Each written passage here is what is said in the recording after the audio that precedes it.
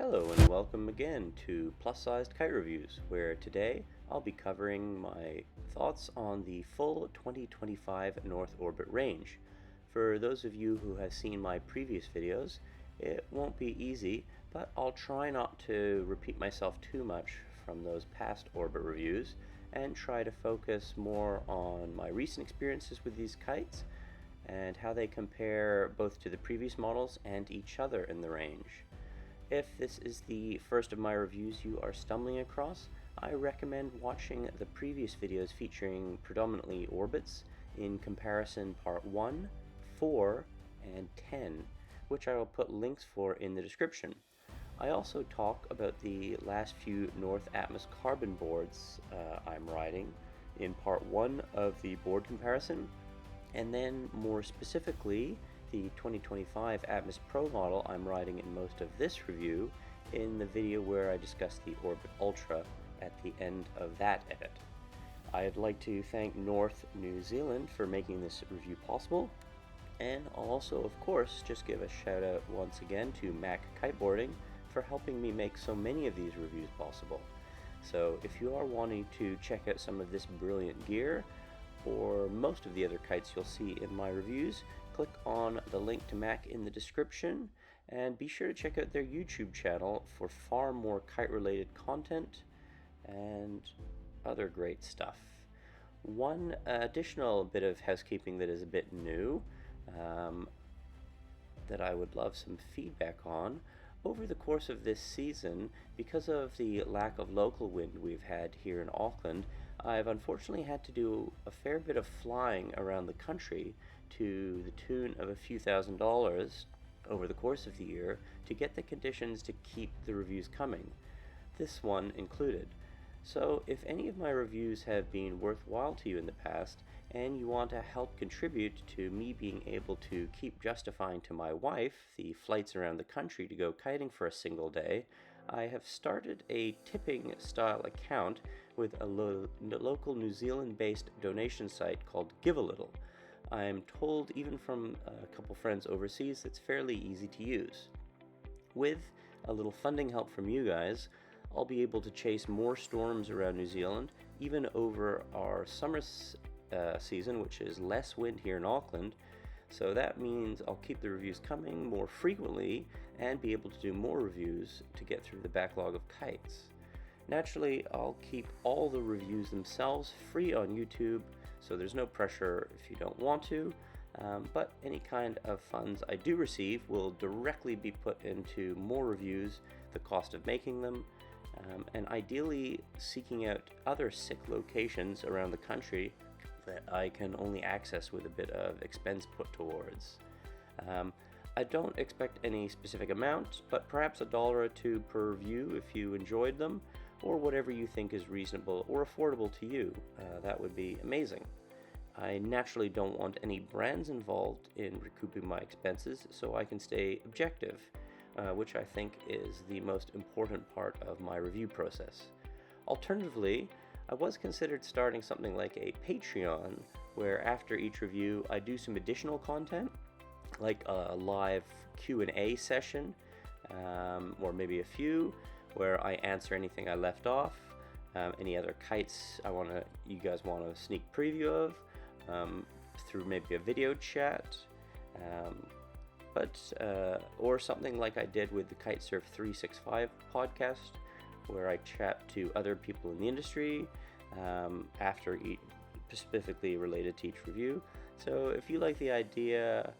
or have any other ideas for content that you'd like to see from me, please comment below and mention if you would be interested in supporting that. The growth of this channel has been fantastic, and I can't thank everyone enough for supporting these videos. So no matter what, I'm going to keep doing them and keep them free.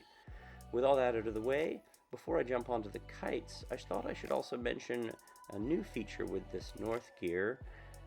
that they have this interesting digital passport that you can scan in each of your items and keep track of them on a online passport / wallet on the North website. So it's a good way to keep an eye on where they are, I suppose.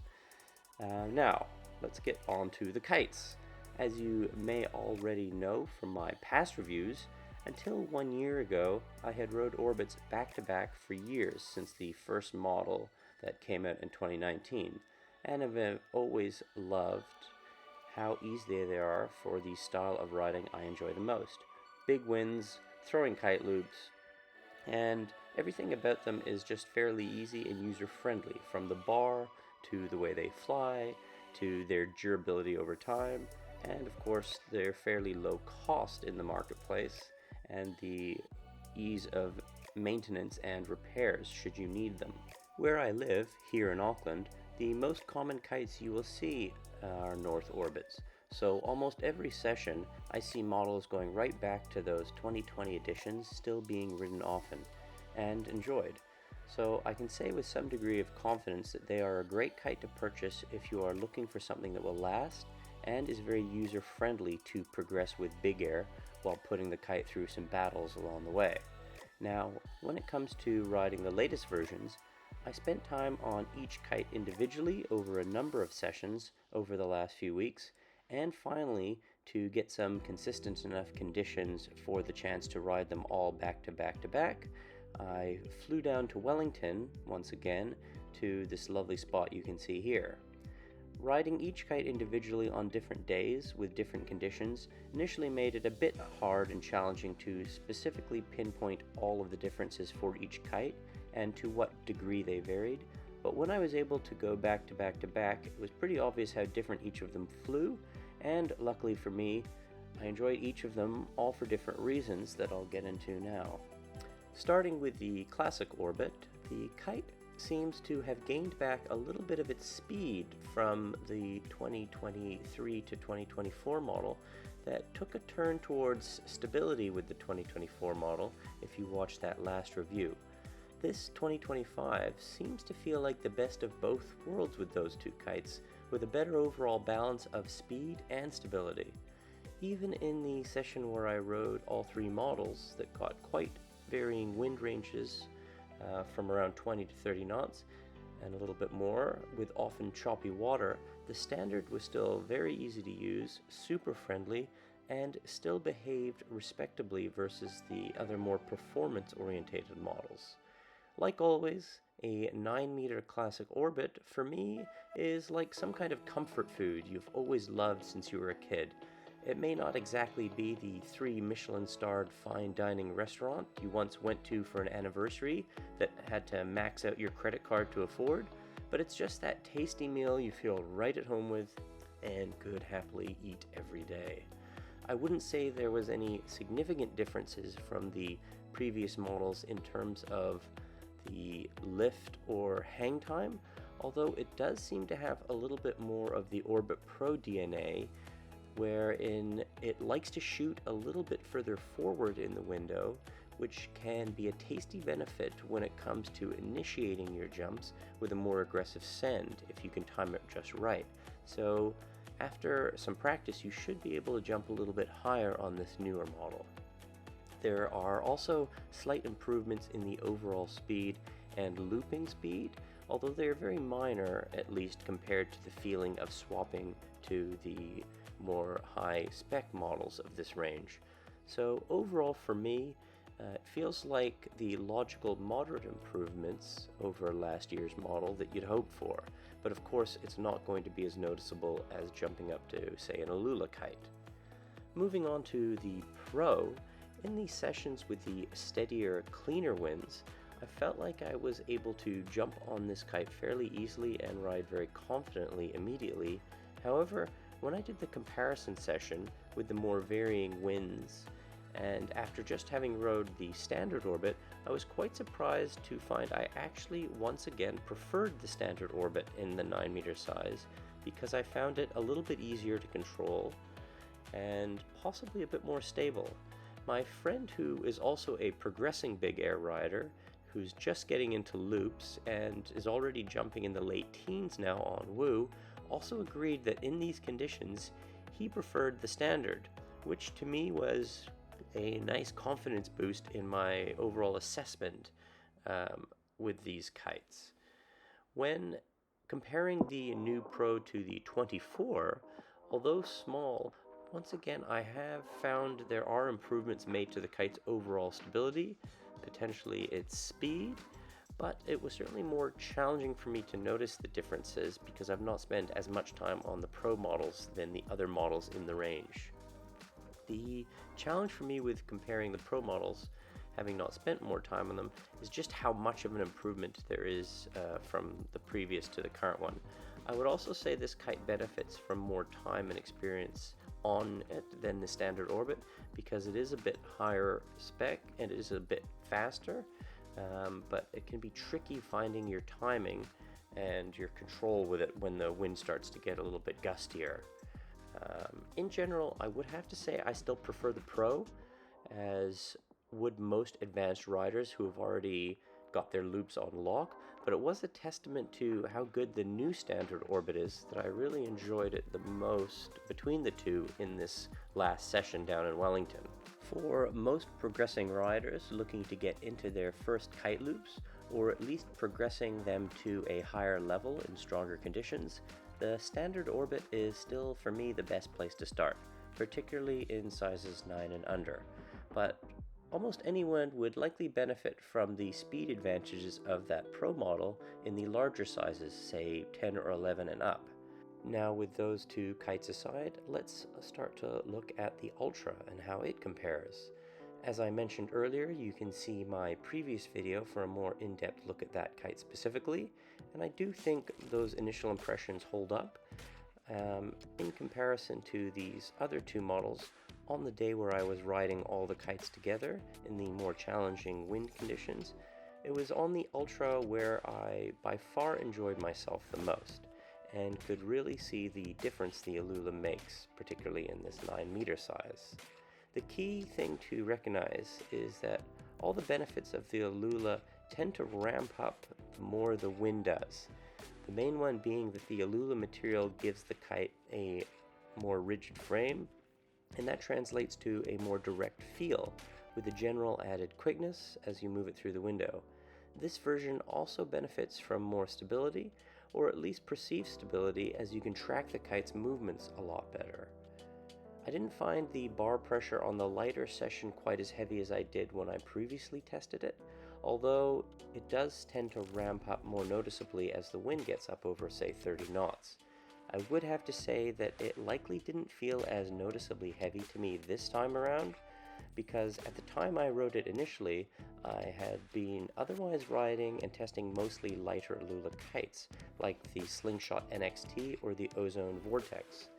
And this time around, I have just come from testing the new duotone Rebels, the Core Pace, and of course on the day, the other standard orbits, which all of the orbits felt lighter than those previous two kites, the Rebel and the Pace. So of course, everything is, relative.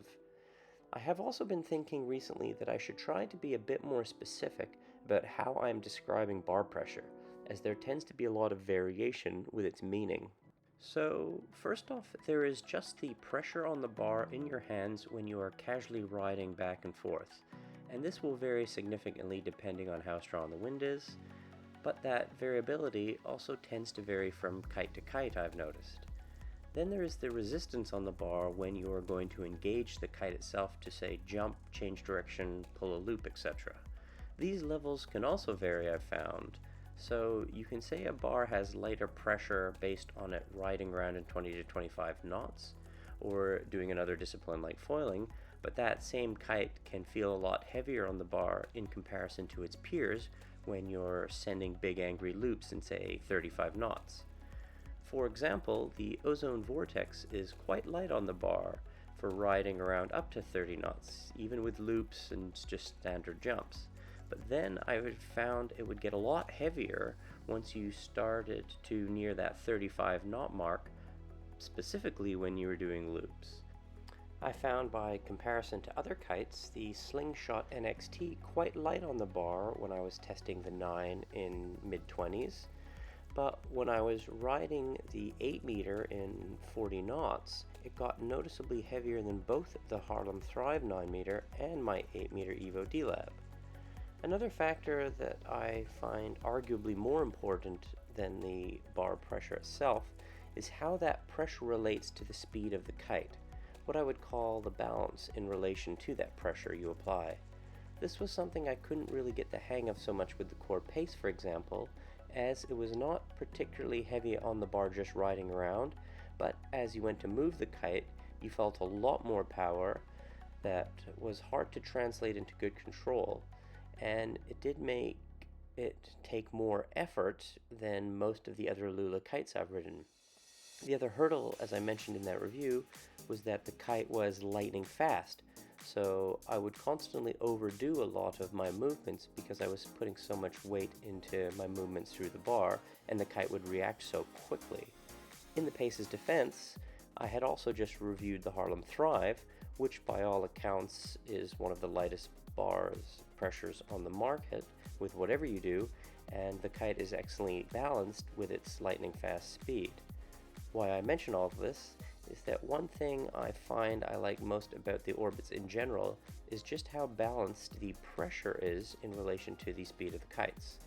This balance makes them all fairly easy for me to just hop on and use in such a range of conditions. However, as I did say with the Orbit Ultra, it does get more challenging as the pressure increases and the speed of the kite also increases. So it's perhaps a little less balanced overall than the standard. The Pro and the Ultra being a bit more challenging, but when you compare them again, say to Rebels or the Pace, still a lot easier to get the hang of in my opinion. I actually would have to say the Pace I recently reviewed, to its credit, has potentially more potential performance overall than this North range in terms of potential lift and speed, but it also comes in a more challenging to adapt to package for me, at least, as I discussed in that review, which is why I didn't really enjoy riding as much in the limited time I had on it. As an example of how balanced and easy to use I found these new orbits, in one of the sessions I had on the Ultra, I was fully stacked on the 8 meter the first time I ever flew it, in a quite crazy wind range from around 25 to 45 knots, with a lot of holy gusts. And I was still confident enough to get out there and throw some big loops on it within the first 5 minutes of being the kite, as you can see in this clip. Throughout the whole range, I would say they are still one of the easiest kites on the market to progress with riding from moderately powered to much stronger, more challenging conditions, and of course their high point is still for getting into and progressing with kite loops. The downside, of course, with this whole range are still the same that have always been the problem with orbits, in that they are not the most versatile kites. Being 5-strut big air focus kites, they don't have the best low end as you'd expect, and are not particularly versatile for other disciplines like wave riding or foiling, although admittedly I have personally done both of those disciplines in the past on my 9 and 11 meter models, and you can see some of those clips of me doing some strapless in Lemoorn and my Mauritius edit on my channel. Looking back at big air specifically, like with the previous models, they are all still a tier below the other top big air kites in terms of lift, hang time, and boosting potential, but that is also why they are so helpful for progression and confidence building. Less aggressive bar pressure and softer, friendlier loops do come at a price, of course. As I mentioned in last year's review, I have a number of advanced friends who, even in nuking conditions, still seem to jump higher on their orbits than most of the other kites we've tested over the last year or two, but of course I would say this is because of their familiarity with their own orbits and how confident they are riding them. So when it comes to testing other kites, they don't tend to really send it as aggressively or consistently when the wind is stronger, which, to their defense and mine, is not the easiest thing to do on a kite you are not absolutely comfortable with, or even familiar with. I'm sometimes willing to take a little bit more risk just for the sake of these reviews and getting sexy review footage like this here. So in summary, I would have to say, although their top level of potential performance in the range may not have really kept up with some of the other competition at the top of the market over the last year or so, for the vast majority of riders out there, this is still one of, if not the best kites on the market for value, for general big air progression, and each kite in the range offers a little tier of performance over the last, so you can work up from one to the next. So if you are looking to throw your first loops and start to feel more confident in stronger winds, the Orbit is a great place to start, particularly in the sizes under 10 meters. If you are already looping and doing loop rotations and more advanced big air, perhaps move on to the Pro model. And then, of course, for the ultimate Orbit experience, and you have a little bit more money to burn in exchange for more feel, power, and stability, but at the cost of perhaps a little added bar pressure and yank through those loops, then the Ultra would be my pick in those sizes. As I mentioned, for me, I still think the Pro is fine in the 10 and up size, and is probably going to work for most riders, even more progressing riders, as it seems to be just the right balance of speed and ease of use for frothers looking to keep on looping as their kites get a little bit larger. So, as always, if you liked this review, please like and subscribe, and if you don't mind, fire some comments with your experience about these Orbits or any others you've tested, and as always, what other kites you'd like to see in the future. And if you have any other ideas, of course, as well, for types of content you'd like to see, please fire them in the comments or hit up my Instagram, or if you have a little to give a little. And finally, next up, coming very soon, will be an all duotone affair now that I have finished filming the 24 and 25 Rebel SLS models, and I will compare them to the new Rebel D-Lab and of course my Evo D-Labs. So until then, goodbye.